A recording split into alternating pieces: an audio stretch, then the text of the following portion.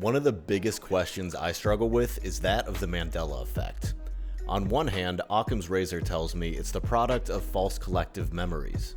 There's a reason why eyewitness testimony is commonly inaccurate, because people's memories just aren't that good.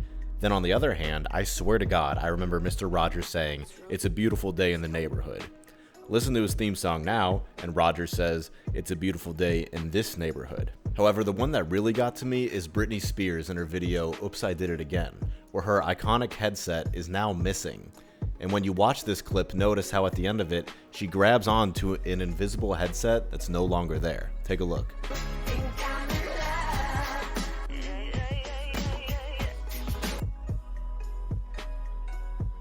I, along with almost every millennial, remember her wearing a headset during this video. We have pictures of Britney dolls from the 90s with this headset and pictures of girls doing cosplay with the headset. Now on the flip side, I believe many popular Mandela effects to be erroneous. For example, the Berenstain Bears. I was a huge fan of the Berenstain Bears as a kid, and I remember arguing with my dad over how you say their name. He insisted it was Berenstain Bears because of the spelling, but I thought Berenstein sounded better, so I disagreed with him, and most people just said Berenstein because it sounded better.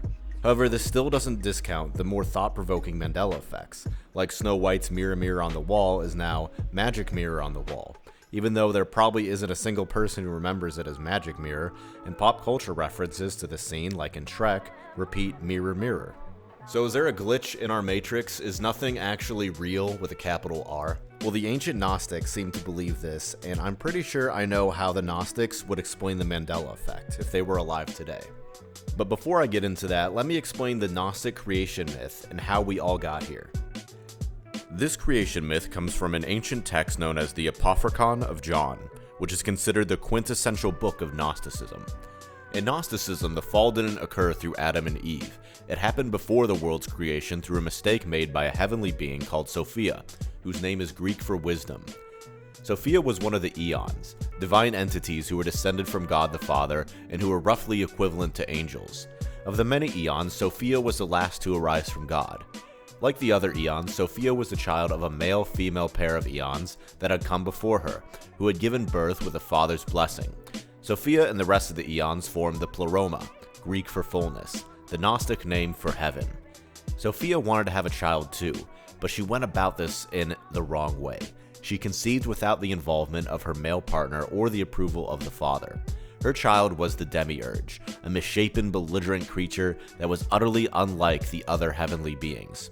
Sophia immediately realized her horrible mistake and cast her child out of the Pleroma. The Demiurge, now alone, believed that he was the only being who had ever existed, and created the material world out of his ignorance, foolishness, and malevolence, trapping sparks of divinity within Adam and Eve along the way. Because of her fall and its dire consequences, Sophia became a flawed being. Her deficiency rendered her unable to remain in the perfect fullness of the Pleroma, so she was placed just outside the Pleroma, in a realm above that of her malevolent son. In anguish, Sophia repented, and the father agreed to bring her back to the Pleroma once what had become lacking in her was restored to its natural fullness. So the text goes on to describe that the Demiurge created our material world from its fading memory of what the divine world looked like. So, we're just living in this cheap copy of the divine world created by a completely flawed monster. So why did the Gnostics cast divine wisdom as the heavenly being responsible for the fall? Some argue this is out of character for a being named Wisdom. Well, it's more likely that for the Gnostics, Sophia's fall corresponds to the human intellect trying to be wise on its own without the insight imparted by divine grace. Left to his or her own devices, the human thinker would inevitably go astray because his or her thought lacks divine fullness and is therefore woefully deficient. It's fallen wisdom, not true wisdom. This inevitably creates unnecessary calamities for the thinker and for others, just as Sophia's independent action led her to exile from heaven and the creation of a horribly flawed world. The solution in this view would be to acquire Gnosis, the overarching goal of Gnosticism. The Gnostic who has been saved and has rejoined the Pleroma would thereby find themselves in the same position as the saved Sophia, and the embodiment of true wisdom. So it makes perfect sense that the Mandela effect would occur here, because we live in a flawed realm created by the Demiurge. And before you think this sounds too far-fetched, remember that our society is in love with simulation theory. Elon Musk says that the chances of us being in base reality 1 are almost 0. If you look at the technology of holograms and you see how advanced they can potentially be, you'd understand that we're going to be able to make a universe that is indistinguishable from the one that we see around us right now. So Elon Musk talks about a programmer created our realm. And the demiurge reminds me of a programmer, because remember what I said, like he's trying to remember what the divine world looked like and then impose that world upon his own. Just like a sophisticated other dimensional programmer would try to create our own material world here off of maybe some other divine realm that this programmer is a part of, or alien, or whatever you want to call it. Like, even our own quantum physicists will tell us that the world is objectively not material. Like, if you look at the separation between atoms in, say, this computer or in this table, it's astronomical. It's pretty much all empty space on a micro level. And this just gives more credence to the idea that the world isn't actually real. So now the question is, how do we escape this fake material realm and then ascend on to the next level? Because according to the Gnostics, there are different levels. For example, Sophia was sent to a realm that was just on top of our material realm before she made her way back into the pleroma. Now, according to the Gnostics, we have to achieve gnosis within this lifetime in order to graduate onto a higher reincarnation and not be trapped here to again and again repeat the cycle of rebirth and death. I remember as a child, I was brought up Christian, but I remember being in 3rd grade and telling my parents and my teachers that I believed in reincarnation. Obviously, like, there's a spiritual element to this place. This material realm is not all there is. Hell, it's not even actually material, as I discussed. So it really seems logically reincarnation is what's going on here. And I really do believe that actions we do take will graduate us to higher levels. There's just not like one static heaven for us to go to. I think things exist in like other dimensions, just as the Gnostics believe. I probably sound like a total stoner right now, but I'm okay with that. Now, the Gnostics, they were Christian, but they believed that Jesus was a savior from divine source, sent to save us from the prison of the demiurge. And while they also believed in something called docetism, meaning they didn't believe that Jesus ever had a material body. Jesus was simply sent here to teach us about gnosis.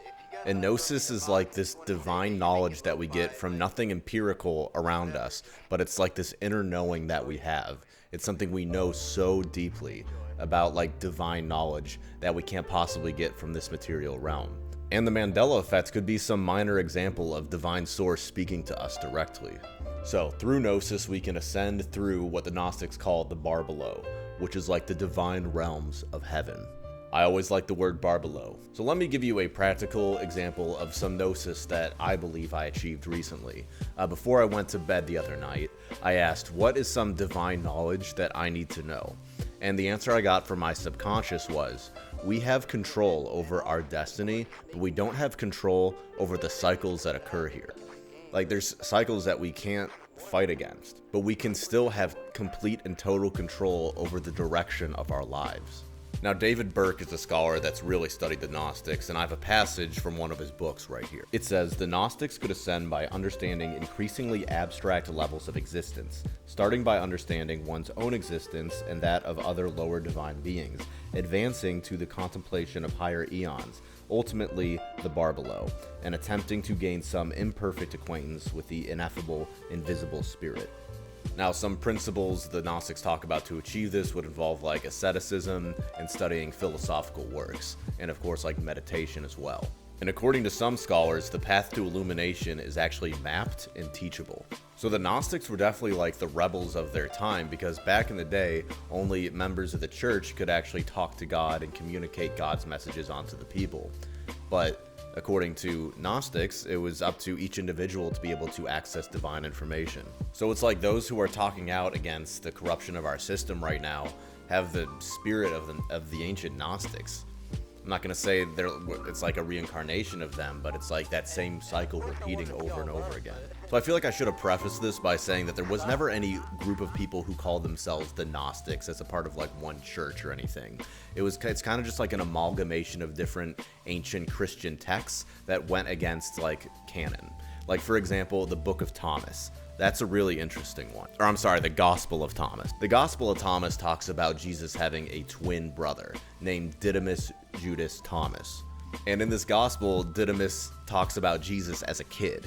And Jesus was a brat. Like, Jesus would, like, get into fights with people, kill them, and then, like, bring them back to life. And the Gospel of Thomas is, like, a coming-of-age story where, like, Jesus was a total brat at first and then learned from his mistakes and then became the Messiah that we all know him to be. And then in these Gnostic texts, you'll get great passages like, if you don't know that you're a child of God, then you'll live in poverty. The direct passage is, when you become acquainted with yourselves, then you will be recognized, and you will understand it is you who are children of the living Father. But if you do not become acquainted with yourself, you don't have gnosis of yourself, then you are in poverty, and it is you who are the poverty. So I talk about the transition from the Kali Yuga, the Dark Age, to Satya Yuga, the Golden Age. A lot of people online will talk about old Earth to new Earth, and it's like not knowing that you're a child of God or connected to Source. You spiritually are living in like old Earth. You're spiritually living in Kali Yuga. In order to transcend to Satya Yuga, in order to transcend to new Earth, you have to have this understanding, this gnosis of where you come from. And I'm seeing patterns with people who actually get these things. Like, the people who are into these sorts of subjects, they're really imaginative, and they're people that really need a lot of downtime to recharge their batteries. So another deviation from the Christians and the Gnostics was the Gnostics believed that the serpent from the Garden of Eden was actually there to awaken Adam and Eve. The serpent was there to awaken Adam and Eve from the demiurge. So they look at the serpent in a very positive light. Now, whether or not the snake was there to awaken humanity, I feel like humanity is definitely limited in some way and needs an awakening. Take, for example, synesthesia, which is a neurological condition where when one sense is activated, multiple senses activate at the same time, and you're able to experience your surroundings in a much more intense and surreal way. And it's like, what if that was how we were supposed to function normally all the time?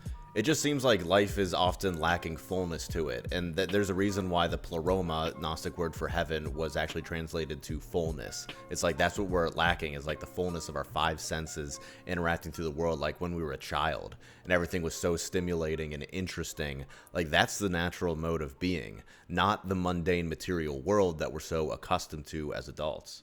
In conclusion, the Gnostics would point to the Mandela effect as further evidence that we lived in a flawed matrix created by an unstable demiurge. They'd also probably say that it's a clue from God that this world is immaterial, that it's an invitation to go down the rabbit hole and play the game of achieving gnosis. I was driving my car yesterday and thinking about how we're supposed to achieve gnosis in order to escape the demiurge, and I see this sign for a hot tub store called The Great Escape, and that's the name of the game.